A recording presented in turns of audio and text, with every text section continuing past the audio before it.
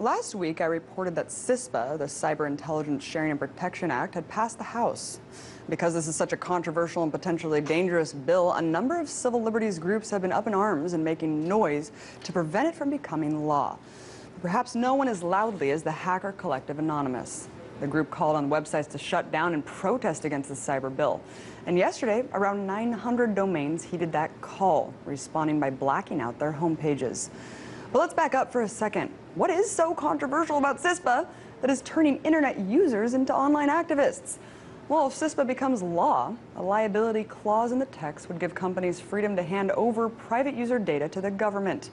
According to the Electronic Frontier Foundation, quote, CISPA would override the relevant provisions in all other laws, including privacy laws. This includes all personal communications like emails and text messages or files that you might be keeping in a digital cloud.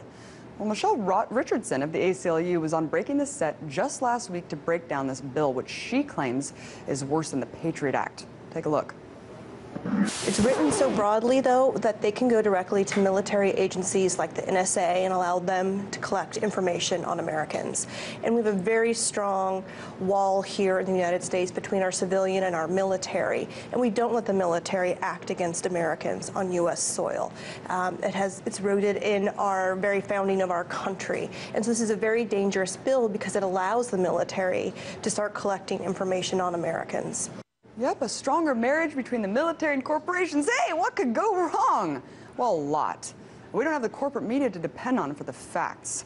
But when it comes to raising awareness online, no group has been more effective about informing internet users of its implications than Anonymous. So for being a loud voice for protecting privacy and the internet as we know it, Anonymous, you're my hero today. So if Anonymous is the hero, who is the villain? Well, today that dishonor goes to Republican Congressman Mike Rogers of Michigan. The man's sponsoring CISPA. No, I'm not just calling Rogers out for sponsoring a bill that would erode the last shred of privacy we have left. You see, anytime a controversial piece of legislation like CISPA is quickly pushed through Congress, one has to wonder, who's really behind it? And cui bono? Well, in the case of CISPA, one of the benefactors is the military-industrial complex. And take a wild guess at who Mike Rogers is married to. Christy Rogers.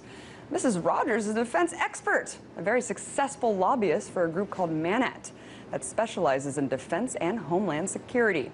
She's also a former private security contractor, a company that's currently sitting on a whopping $10 billion contract from the State Department. Now, not a conflict of interest for Mr. Rogers, who claims he's pushing a bill that internet users want.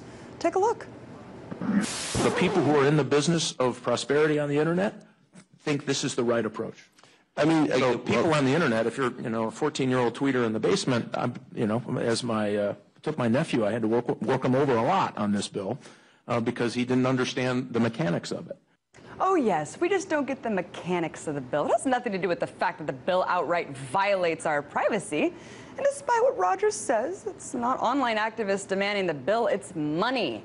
The Sunlight Foundation has reported that lobbyists in favor of the bill have spent $600 million since it was first introduced.